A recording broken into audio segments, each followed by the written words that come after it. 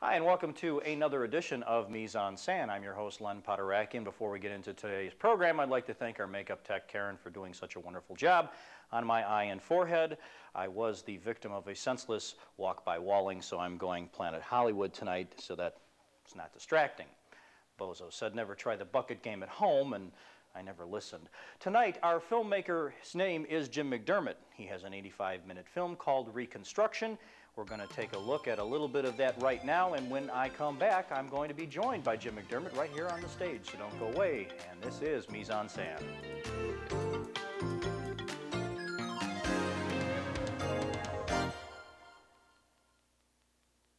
Just tell her you won't pay up.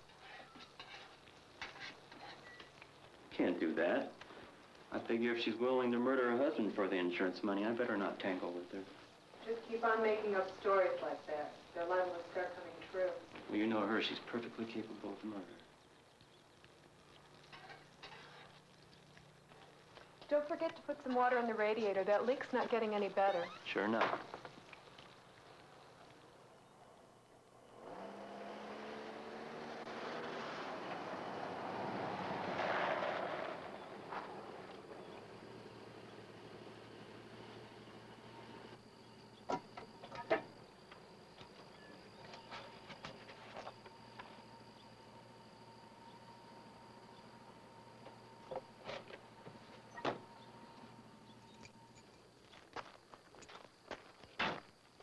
Trouble?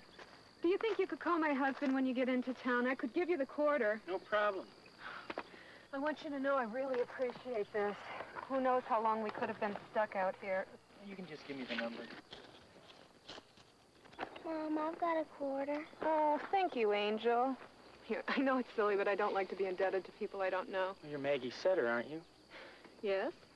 I used to be. I was a friend of your husband's, Bill. Perhaps he mentioned me. My name is Alex Sherman. Oh, my goodness. Mentioned you. You practically told us your life story. Alex Sherman. We've just about given up hope of ever seeing you. Yeah, well, I travel around a lot, mainly overseas. Pretty hard to track down. Well, I'm glad we finally met. Sorry about Bill. He was a great guy. Talked about you all the time. So much so I feel like I already know you. Well, I hope we get to know you, too. Let me introduce you to Jesse and Robin. Girls, you can get out of the car now. I want you to meet somebody. Be careful. Robin, get out on the other side, honey. Well, your dad wasn't lying when he said you two were the prettiest girls in the whole world. Do you think so? Robin, that isn't nice. Pretty is as pretty does. She doesn't really remember Bill. Jesse, say hello to Mr. Sherman. I bet you remember your dad, huh, Jess? You'll have to excuse Jessie. She's quiet around company. Aren't you, Jessie? Did Bill ever talk about Horn Lake? To be honest, I was expecting a sleepy little town. Can't be much like he described it.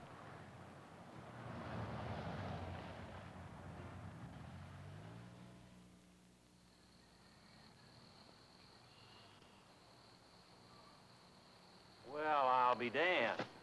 Your wife's coming home with a strange man. Daddy! Robin Bell, how's my little girl? Happy as a crab. It's happy as a clam, honey. Oh. And how's my big girl? Fine. She's been cross all day. Why don't you run and play with your sister? Alex, this is my husband. Harvey, right? Bill described you perfectly. I'd recognize you anywhere, Mr. Sherman. Oh, come on. I just broke your wife of that bad habit. Alex, please. Wonderful house. Thanks. It needs a lot of work, though. This is our fine sheriff, Bill Hill. This is the Alex Sherman we've been trying to find. You're the old army buddy of Setter's, right? Yes, sir, I am. Well, any old army buddy of Setter's is an old army buddy of mine. Glad you finally made it. We were getting tired of keeping your supper warm. Where's the Mercedes? At the side of the old interstate. Overheated. I'm sorry, dear. I completely forgot. I better get dinner ready. No big deal. We could probably just grab a jug of water and go out there and take care of it. Be back in time for dinner. No, you're probably tired, but the sheriff can run me out. Yeah, come on, Harvey. Fixing a radiator. Gives me a chance to earn my pay for the day. Can't let the taxpayers down. You stay and visit with Maggie. No, I'd like to.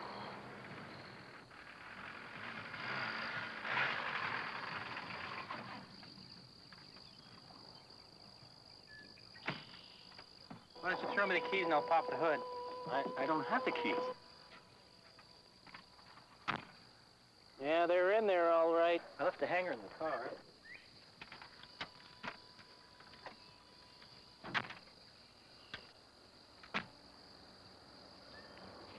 Oh, you got it open. Yeah, my line of business, you get kind of good at that stuff. If you don't mind my asking, just what is your line of business? I could tell you. Then I'd have to kill you. Be careful, it might blow. It is not. I didn't want to say anything in front of Maggie, but, what happened to Bill? There isn't much to tell. He was drunk at the time. No one told me anything. I don't know what happened. Hi, and welcome back to the program. I'm Bruce Willis. No, I'm just kidding. I got to get rid of these shades, and you can look at my beautiful black eye, which was done up nicely by Karen. Joining me on the program today is Jim McDermott. Jim, welcome to the show. Thank you. Reconstruction is an 85-minute film about, and I would say, kind of a really strange love triangle. You want to get into a little bit of the storyline behind that, because I understand you wrote it. Yes, I did. The story takes place after a murder has taken place. Right.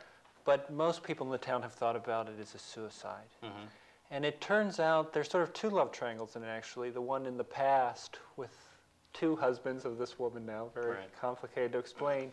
And then the new one where a friend of her dead husband comes into town and also has some interest in her, as well as some interest in the dead husband. Now, was she interested in Alex as well? I wish I had made that a little bit more clear. I think that there was, at least at the beginning, some interest in him before she felt him threatening her family unit. Right. Yeah, because he was definitely a threat to the little lifestyle that she had come to put together with Harvey, the new husband, you know, and mourning for Bill, the suicide victim that turned out to be a murder victim. Now, where did you get the idea for this? Well, actually, I knew that little town, and a large part of what interested me was the fact that this was a small, isolated little southern town, and then Memphis began to expand. And as it did, it became surrounded all by these suburbs. And I was really interested in the way that this small culture was trying to hold on in the midst of, you know, very homogenized American culture. Right. And so the way that they try to cover up this murder and try to ignore it is sort of an emblem of them trying to hold on, while Sherman coming in, you know, represents a more, you know, progressive, not as a good thing versus bad thing, but just more what's happening in America, sort of forcing a modernization of this little town. Right. Now, were you living down there at the time, or did you go and shoot on location? I spent some time there with an aunt as a young boy when my mother was ill and couldn't take care of me. So that's how I got to know that area. And then when I went back later and saw how it had changed, it was really fascinating. Right, right. Now, you obviously did most of your all of your shooting on location. You weren't in Chicago, right? No, But you were based out of Chicago, so you were on the road doing this film. Right. Yeah. And you used casting from down there, I take it. I correct? cast the three leads from up here, although I tried to cast them from down there. Uh-huh. But there was one person there would have used, but he turned down the part of Harvey No kidding. in the thing. But the three leads cast from up here, it was interesting because in Chicago we found young, ambitious, good actors. Right. Memphis we found all these great retired people, basically, who were very good natural in front of the camera, who filled it in. So they very complemented, the two cities complemented each other very well. Now, Jessica and Robin, the two daughters, were those cast down in Memphis? They were cast down there. Yeah, they did a very good job. They were excellent. Excellent job. How long did it take you to put the film together? Well, I spent 15 days shooting it and spent about 3 months, or maybe, no, more like 4 months actually, writing, pre-producing when a film deal I had for another film sort of fell through, but I had some money left. And I knew I could make this one on that amount, and I convinced the investors to keep their money into this film. Well, that was my next question. Your budget was what for this piece? It ended up being about $100,000. Really? Very nice though. You got a lot out of $100,000. I'll tell you right now. We're going to go back and we're going to take another look at it right now. And this is another snippet from Reconstruction, a film by Jim McDermott. Don't go away. We'll be right back, and we'll talk to the writer and director just as soon as you see this next clip.